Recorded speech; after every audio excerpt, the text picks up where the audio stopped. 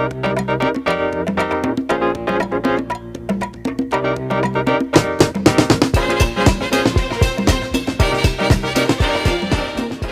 what point will the council make its kind of official recommendations on what needs to be cut? Is there a process in place? We are just getting preliminary figures from the appraisal district, which you touched on actually about the property values. And property tax is the biggest element of the city budget. Sales tax second, then franchise and other fees and such third. And those projections are just now coming in. We start to have preliminary budget discussions really around now, April, and those discussions are, okay, where are our projections? Where is that fifth year looking now? And where's the fourth year, which didn't look good last year? How have our adjustments this past year affected it? If they're downward estimates, which it looks like they are, downward further, then we have to make a bigger course adjustment. And those things are coming in just now. So we have preliminary discussions, we get that data as to what the revenue side is looking at. Then we initiate, well, it's this big of a problem. Our fixes before were only this types of incremental fixes. We need to look at bigger incremental fixes.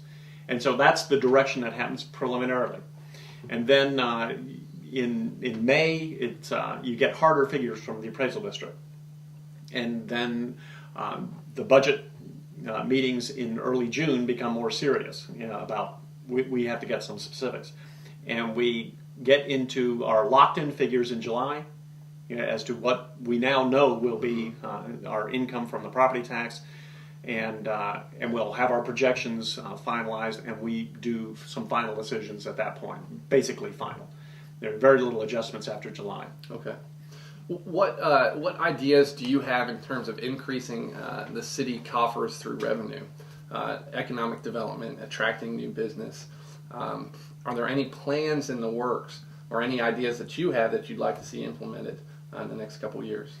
Well, on the revenue side, a lot of that has to do with market forces. And so our job from a policy-making standpoint is to try to make Denton as attractive as possible and not a barrier to the economic development that is going on. Whenever you have commercial development, they pay taxes at the same rates as residential, except you have a concentration of wealth in them. The property values are much higher. The equipment is taxable, and there's no one living there. So the city services, like the library, parks, and such, are not directly benefiting that business. Its employees, yes, but the employees have jobs, and that itself generates revenue. And so attracting the businesses have a major impact that if it's done with, if the kinds of businesses are attracted are fair paying, and that the investment in them are not. So our job is to try to make those investments viable in Denton and to encourage it where we can. There are some infrastructure improvements that can be made by the city itself that helps trigger those things. The multimodal station will trigger significant investment. We're around it. Transit-oriented development is what we're hoping to encourage. We're also the downtown development plan. Downtown is an economic engine of the city. It has been for 150 years and continues to be so, but the investment there has been minimal. So we need to increase that investment. Well, one of the things we're doing is we have an implementation plan that's right under study. We have a long-term plan already, but part of the implementation plan is how do we get here from there and how do we get investment. And part of the vision that at this time is in the plan is creating an arts and entertainment district from the multimodal station through the downtown and making the downtown more connected for pedestrians, bicycles, alternative transportation routes to the downtown and then to the multimodal station. That Hickory Street corridor is our #1 priority. And it should be an engine for business to locate and redevelop properties around the station and between the downtown and the station. And that's an exciting time. And it's happening right now. That station is going to be built in 18 months. And so we have a real opportunity that we cannot miss. Now, does the city simply provide the opportunities and provide a corridor like that and hope that business comes in, or is there a proactive approach that the city takes to actually go out and solicit business to say, hey, we want you to come in? Well, part of what we're doing with this implementation plan and the downtown plan to begin with was having our Main Street group, which are mostly businesses that have invested already in the downtown or are property owners waiting to see what happens. That core group is a partner with the city. It's helping guide what's going on because we're asking them, what will trigger you to invest here? What will push you over the edge to say, now's the time to redevelop my warehouse into something a lot more profitable for you, a lot more vibrant for the city, creating jobs and such for all of the citizens, and to make the downtown a more viable economic destination. So we're getting them as partners to begin with. So it's their vision, in part, that is being implemented. So you're not just saying, build it and hope they come. Right. That's not the way it works anymore.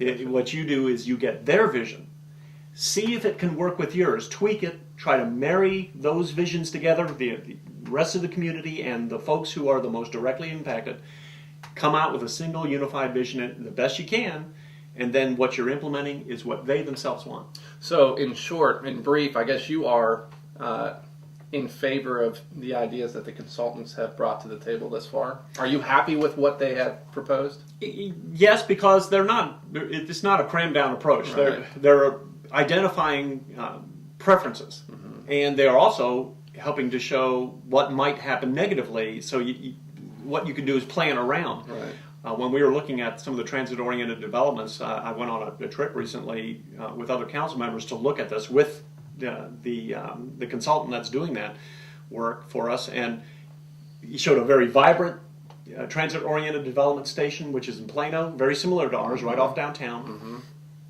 and another transit stop in Irving that nothing happened. Right.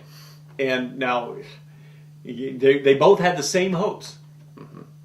Their approaches were not quite the same.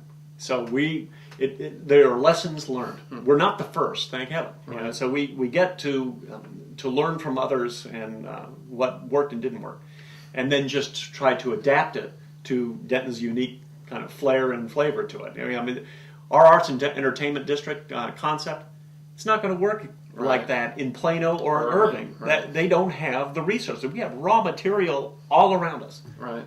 And so that's part of what I think our job is too, as council, is use our raw materials. Yeah, make it uniquely Denton. One of your most controversial votes over this last year was the drilling at Razor Ranch. 6 out of the 7 council members voted in favor.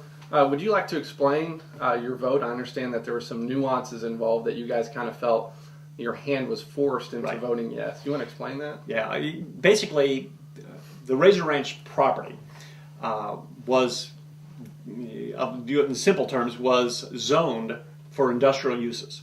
That's what its original zoning was, that whole big tract. In that zoning, they could drill anywhere they wanted to without even coming to the city. There was no requirement for them to seek a permit. There was nothing. The only thing they had to do is follow some building restrictions, which everyone does whenever they build. Right. But there was no zoning, and we could not give a thumbs up or thumbs down to it. Anywhere on the site, anywhere. To the edge of the site, the middle of the site, anywhere.